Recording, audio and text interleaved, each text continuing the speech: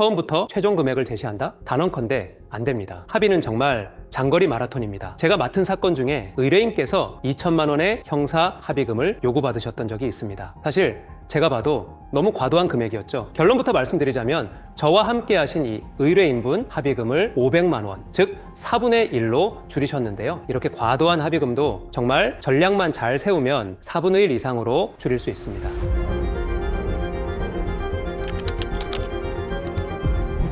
안녕하십니까? 승소비상구 성진욱 대표 변호사입니다. 여러분, 뱅크시의 풍선을 든 소녀라는 그림을 아시나요? 이 그림이 2018년에 경매에서 약 16억 원에 낙찰됐습니다. 그런데 낙찰 직후에 경보 소리가 울리더니 액자 바닥에 내장된 파쇄기가 작동을 해서 그림의 절반 이상을 찢어버렸죠. 그런데 이 찢어진 그림이 3년 후에 300억 원에 낙찰됐습니다. 무려 18배가 뛰었어요. 누가 그렸는지, 어떤 스토리를 담고 있는지, 기간이 얼마나 흘렀는지에 따라서 가격이 천차만별로 변하는 예술작품처럼 이 형사 합의도 매우 비슷한 성격을 가지고 있습니다. 당신의 현재 나이, 사회적 지위, 당신의 상황, 당신의 태도, 전략 등에 따라서 합의금이 더 껑충 뛸 수도 반으로 줄 수도 있습니다. 형사 합의금을 반으로 줄이기 위한 전략. 첫 번째, 먼저 피해자가 얼마나 피해를 입었나요?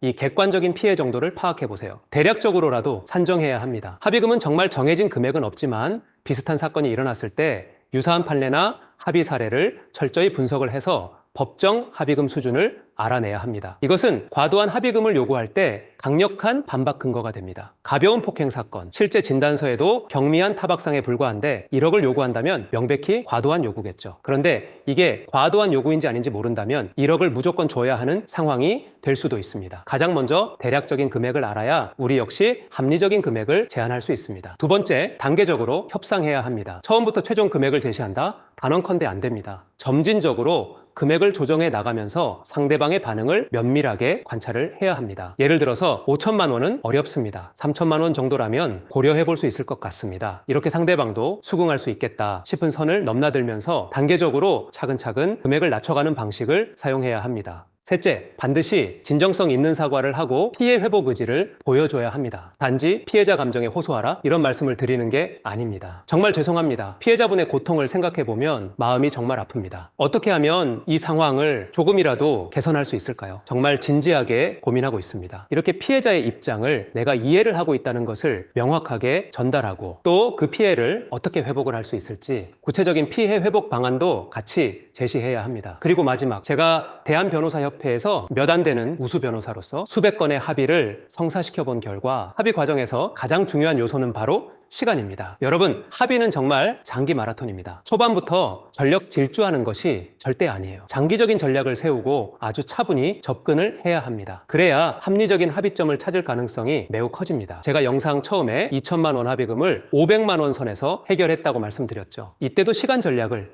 굉장히 잘 구사했습니다. 저희 의뢰인은 2천만 원을 정말 드리고 싶습니다. 진심으로 뉘우치고 있어요. 그런데 정말 그만한 돈이 없습니다. 이 부분을 잘 고려해 주시면 감사드리겠습니다. 시간이 조금 흐른 뒤 다시 한번 협상을 시작했습니다. 만약에 합의금을 못 받으신다면 민사소송을 제기해서 손해배상을 받을 방법이 있는데요. 이 민사상 손해배상액이 합의금보다 훨씬 적은 금액입니다. 혹시 그래도 괜찮으신가요? 이렇게 단계별로 피해자분도 충분히 생각할 시간을 반드시 줘야 합니다. 마지막에는 그럼 500만 원에 해드리겠습니다. 그런데 아시다시피 저희 의뢰인께서는 정말 그만한 금액이 없습니다. 한 달에 100만 원씩 5개월에 걸쳐서 나눠서 받으시는 건 어떠신지요? 이런 식으로 시간을 두고 구체적인 전략으로 분할 지급 방식을 제안했습니다. 반드시 시간을 두고 합의금을 조절해 가는 게 정말 중요합니다. 여러분, 경찰이나 검찰 같은 수사기관은 당신의 사정을 감안해서 중간에서 중재자가 되어 합의금을 조정해 주는 일을 하지는 않습니다. 그리고 형사사건에서 피해자와의 합의 여부는 판사님이 처벌 수위를 결정할 때 굉장히 중요하게 보는 참작 사유예요. 3년 동안 구속되느냐, 집행유예를 받고 집에 가느냐를 판가름합니다. 그러다 보니 피해자에게 무리한 합의를 시도하는 분들이 계세요. 계속 메시지 보내고 집 앞에 찾아가고.